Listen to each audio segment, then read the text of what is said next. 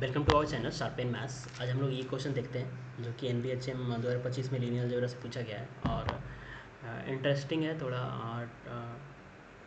Previous concepts conventional way से solve किया जा सकता है। क्या आप क्वेश्चन पढ़ते हैं पहले। Identify explicitly the set this. Set क्या है? Determinant of A minus A transpose belongs to R, जहाँ A 4 ऑर्डर का रियल मैट्रिक्स है। M4 is the real vector space of 4x4 order matrices with real entries, and A transpose denote the transpose of matrix A. So हमें करना क्या है? Just set के बारे में बताना है। ये जो सेट है determinant of A minus A transpose, जहाँ पे A बिलोंग कर रहा है M4R से, ये सेट के बारे में बताना है। ये सेट क्या आएगा? जस्ट ये सेट का रेंज फाइंड आउट करना है। सेट एक्सप्लिसिटली क्या आ सकता है, तो NBSM में ऐसे क्वेश्चन पूछे जाते हैं। अगर गौर से देखो तो ये जो मैट्रिक्स है A माइनस A ट्रांसपोज, इसके बारे में कुछ बता सकते हैं?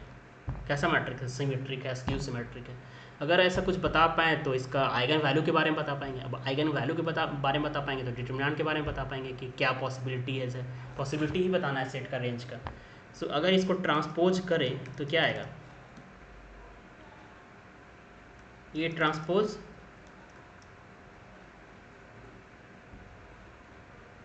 Plus minus of A transpose का ट्रांसपोज है ना। A प्लस A ट्रांसपोज का ट्रांसपोज क्या होता है? A ट्रांसपोज प्लस A, वही चीज़ यहाँ पे लगाया है, इसको माइनस कर दिया अलग। A ट्रांसपोज प्लस माइनस, अब A ट्रांसपोज का ट्रांसपोज क्या आ जाएगा? यानी A ट्रांसपोज माइनस A, इसको क्या लिख सकते हैं? Minus of A minus A transpose. यहाँ पे क्या आ गया? जस्ट स्क्यू सिमेट्रिक मैट्रिक्स आ गया है ना। स्क्यू सिमेट्रिक एक का डिफिनेशन या यही होता है, स्क्यू सिमेट्रिक होने पे A transpose equal to minus क्या आना चाहिए। तो इसका ट्रांसपोज किए तो वही मैट्रिक्स आया, माइनस बाहर आ गया, तो skew symmetric.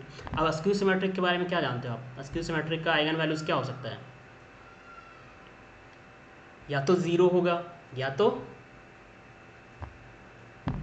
Skew symmetric matrix always in form of even order. तो इसका आइगन वैल्यूज़ या तो 0 होगा या फिर ऑड ऑर्डर हो सकता है।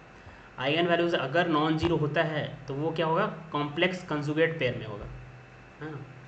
अगर कोई आइगन वैल्यू लैम्डा है तो एक आइगन वैल्यू लैम्डा 1 बार भी होगा। अगर दूसरा आइगन वैल्यू लैम्डा 2 है तो दूसरा आइगन वैल्यू लैम्डा 2 बार भी होगा। या तो ये पॉसिबिलिटी हो सकता है कि आइगन वैल्यू 0 हो जाए। तो 0 होगा तो डिटरमिनेंट क्या आएगा? 0 आएगा। इसका डिटरमिनेंट, इस सेट का रेंज क्या आएगा? 0 आएगा। अगर नॉन जीरो है तो पॉसिबिलिटी स्क्यू सिमेट्रिक के आइगन वैल्यूज़ क्या होते हैं? कंजुगेट पेयर में होते हैं। तो लैम्डा 1 इंटू लैम्डा बार क्या आएगा? लैम्डा 1 का होल स्क्वायर, ये आएगा, है ना। फिर लैम्डा 2 का होल स्क्वायर, 4 ऑर्डर का मैट्रिक्स है। यही पॉसिबिलिटी है, या तो 0 एक आइगन वैल्यू 2 0 हो जाए और 2 कॉम्प्लेक्स कंजुगेट पेयर में हो जाए एक दूसरे के, तो वो फिर 0 आएगा। या फिर दोनों नॉन जीरो होगा तो लैम्डा 1 का मॉडुलस का स्क्वायर, लैम्डा 2 मॉडुलस का होल स्क्वायर, ये आएगा determinant of this matrix because of skew symmetric matrix. तो ये क्या आएगा? मॉडुलस है, हमेशा पॉजिटिव आएगा। तो इसका जो रेंज आएगा ये सेट का क्या आएगा? 0 से इन्फिनिटी। इस पॉजिटिव आएगा, या तो 0 या तो ये। तो जस्ट इसका कॉन्सेप्ट आप कंक्लूजन ये निकाल सकते हो कि स्क्यूब से मैट्रिक्स का आइगन वैल्यूज़ या तो 0 होता है या कॉम्प्लेक्स कंजुगेट में होता है। तो डिटरमिनेंट क्या हो सकता है? या तो 0 होगा या तो पॉजिटिव होगा, है ना। यही इस पे सीखना था हमें। Okay, thank you.